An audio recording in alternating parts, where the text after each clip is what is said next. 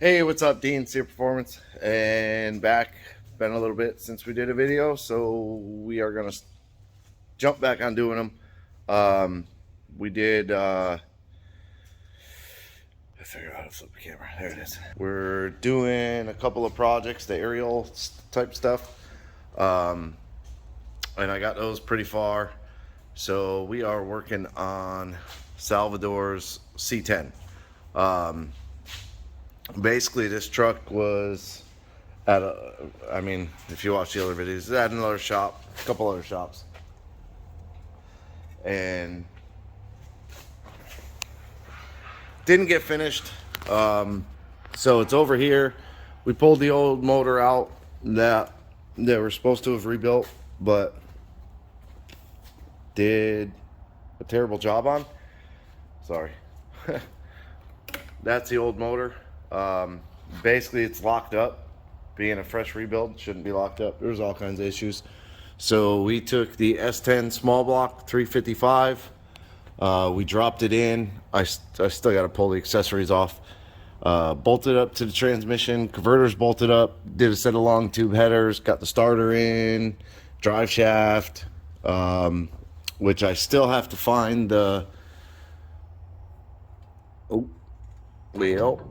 I have to find the little holders. I believe I have a set here. For whatever reason, they didn't put them in the truck. And I jumped on the wiring. They had mounted it's a American Auto Wire, I believe. I showed it in the last one. Yeah, American Auto Wire. And this is like a direct fit. For 60 to 66, it's the update, so it has like the blade type fuses, relay for the horn, stuff like that. And then it also has an accessory harness that you can run power windows, power locks, power seats, blah blah blah, on and on. But I started on that, so they had the fuse box mounted, and I went ahead and started doing the harness inside. I got the engine harness fed through. Then I fed the tail section through, which was a hard spot to get to. But I fed it down in here through a hole that was in the rocker panel. Typically this section comes up through the firewall and like kind of above the engine. But I want to keep the engine bay as clean as I can with as least amount of wiring. Not that this is a big harness, but so I strung it through there, and then I came across the body mount over the frame and started clipping it into the like factory clips all the way down. Built all the connectors for the rear section. So you've got the reverse light here, and then your brake and parking light, and then it splits over to this side. It has a third brake option, so I left the wire long for now. He may want to do like an LED strip, or I may throw in the LED strip. Now that I'm looking at, what are those bolts? Literally nothing. There's nothing on those bolts. Okay. Anyways, came across to this side, did the plugs. So again, you got the reverse light, the parking and brake light is here. Turn signal, whatever it is. Turn and brake, turn and parking, yeah. So the rear section's all done, and lights up. Let me get the light and we'll drop it down.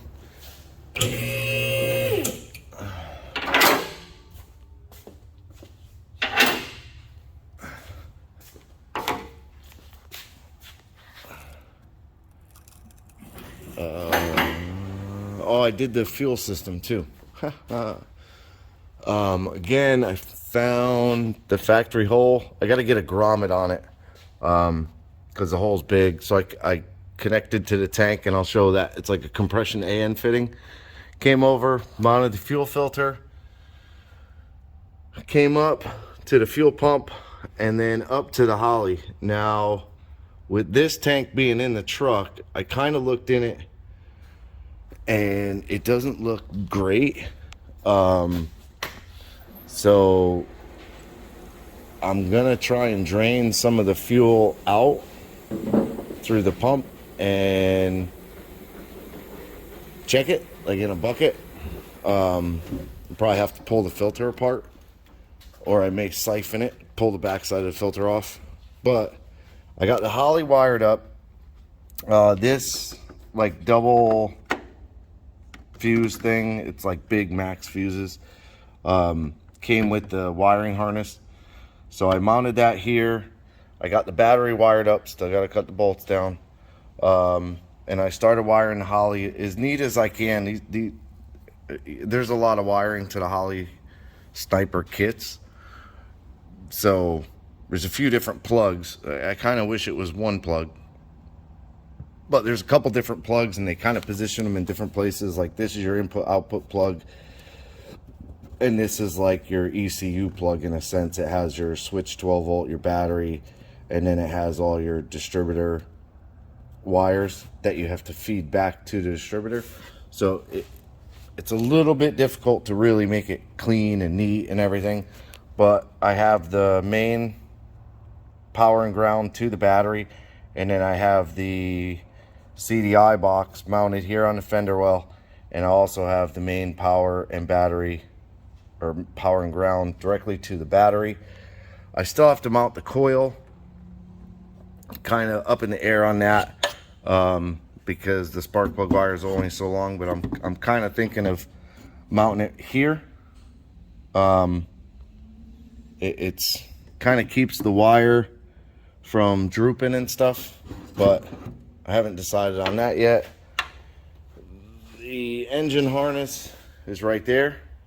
It uses like the factory grommet, and it clips into that grommet, and then it kind of hangs out, and then you push this end of the plug onto it. A couple of wires we don't need, like the electric choke. There's something else in there too, can't remember. But there's an alternator wire that goes over to turn the alternator on. Fuel pump wire, I gotta braid it and then tie it up like on the inner fender or something like that. So I got that left to do. I did the transmission lines. I got the adapters to do the AN line into the bottom of the radiator. So that's done. I did an upper hose. I don't know, not excited about it. I don't like the 90-90 type of thing. I kind of think I should have done 45-45. It would have been a little bit cleaner. But if that's how it stays, that's how it stays.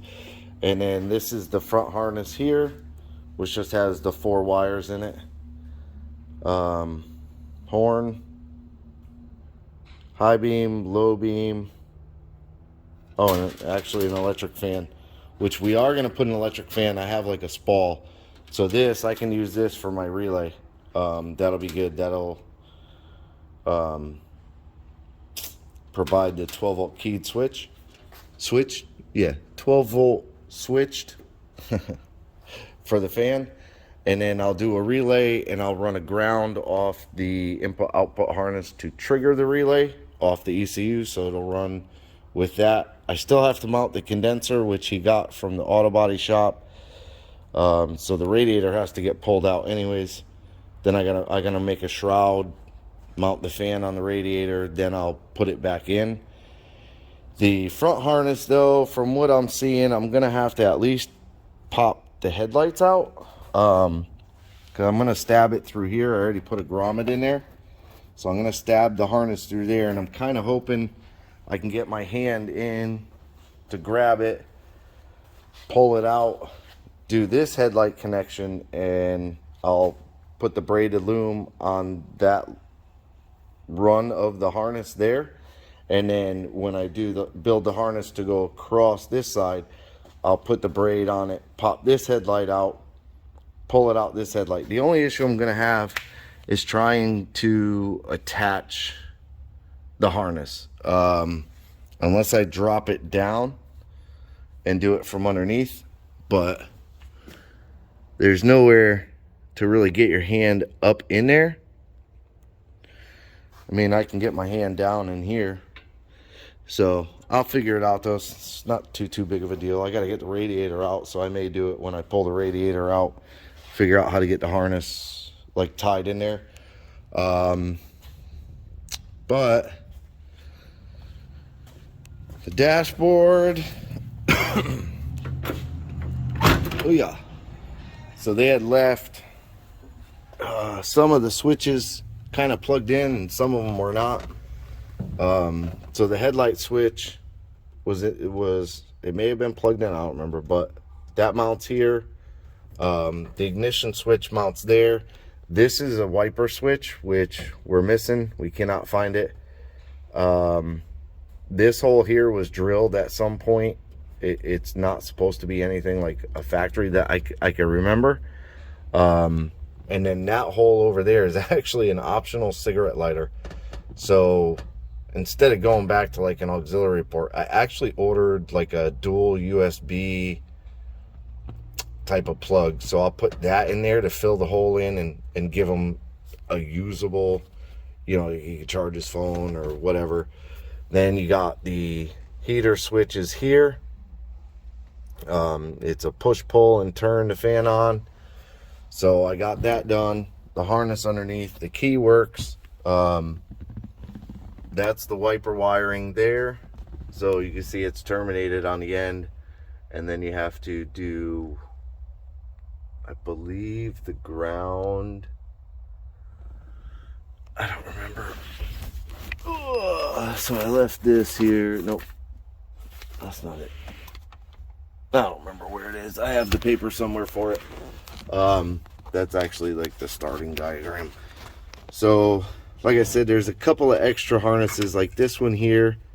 This is for like vehicle speed sensor. If you do an electronic dash, it has this whole wire section to go to a vehicle speed sensor. So if you did an electronic speedometer, which his is cable driven, and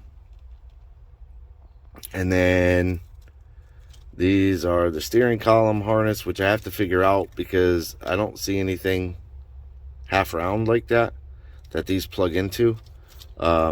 These harnesses come with this, so I may have to switch these two plugs over to this style plug. I haven't looked at this section yet. This is the other accessory harness. You can do power windows, power door locks, all that good stuff. This is the horn relay. This one, I'm not 100% positive on. I have to look up. So there's a couple of things left in here. This is like a courtesy light, or dash light, sorry, because I still have to pull the dash out. And the harness is on the back of the dash right now, but I'm going to pull the dash out because we have a new one that came with the kit, and I'm going to see about installing that harness. But I did run a whole new, it's right there, the orange and the white, which I got to put a little bit of lume on it. It goes down, and then has a plug here, and then that's the fuel sender wire, that tan one. So that goes over there to the fuel, and then there's the fitting with the fuel line on it. So, and then the ground for the fuel gauge, which I don't have the dash hooked up yet, so I don't know if that works yet. I did get a oil pressure sensor.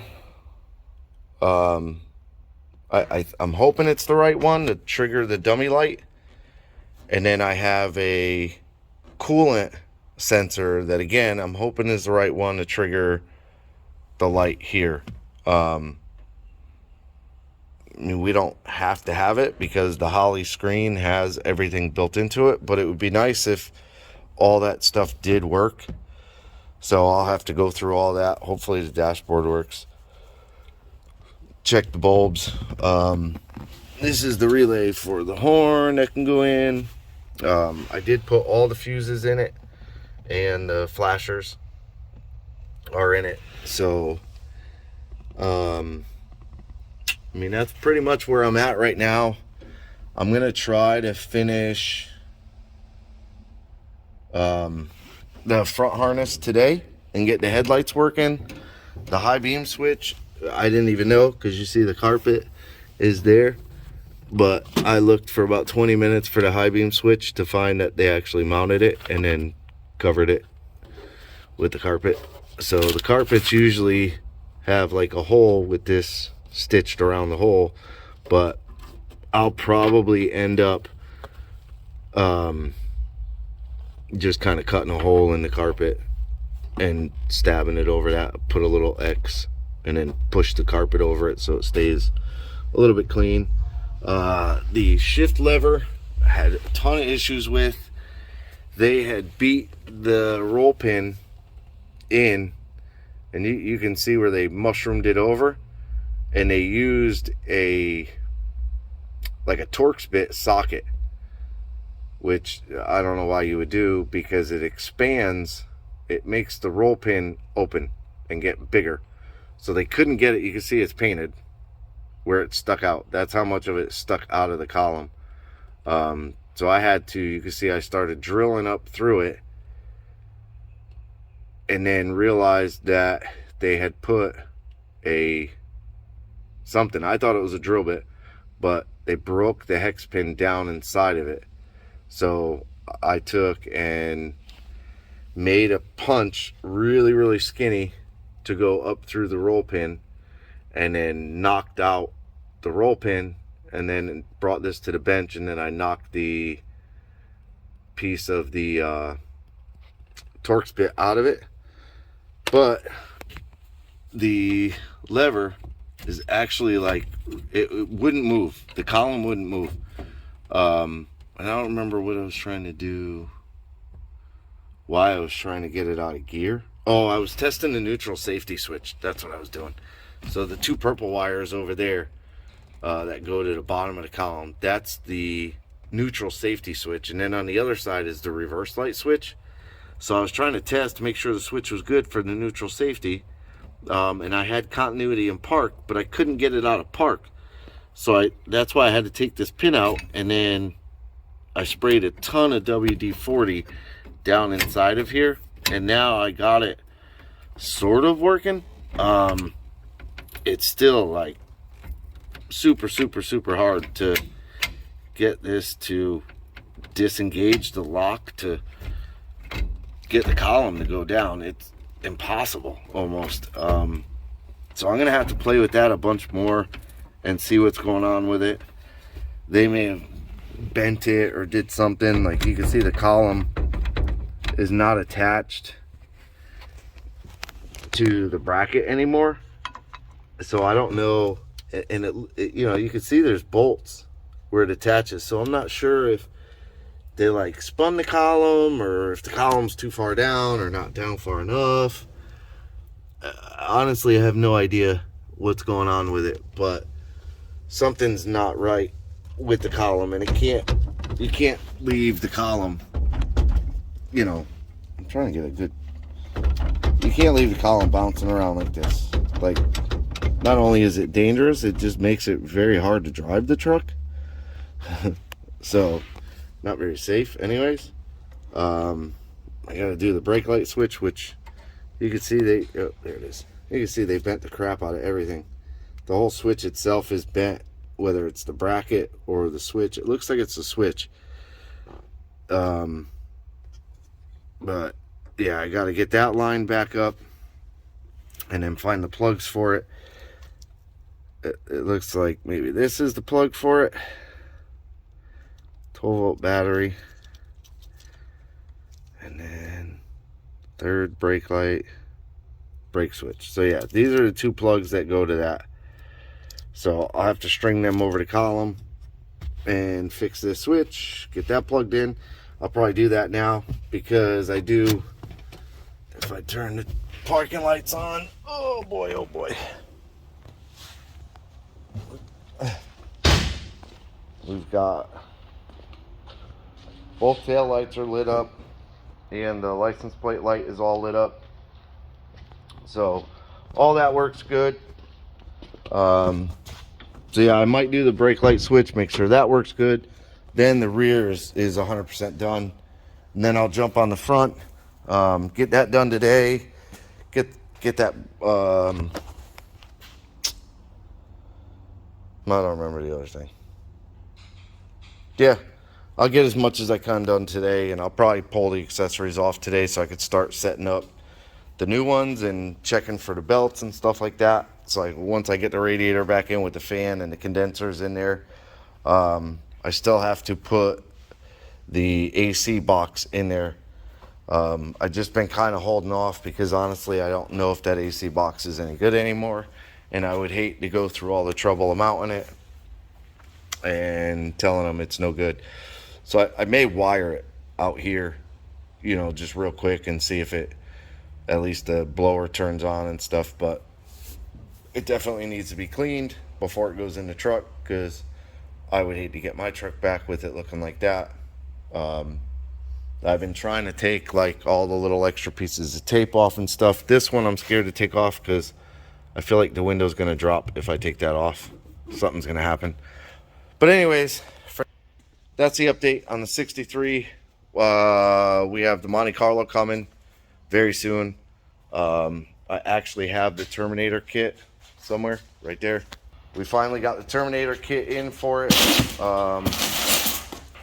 The 550919T. Again, the T is, they don't even tell you on here. T is no screen. So that this kit, the 919 would have the screen in it. The T has no screen in it. So being at the Monte Carlo did the bigger dash, you don't need the handheld. So why pay for something you don't need? So we didn't order it with the handheld.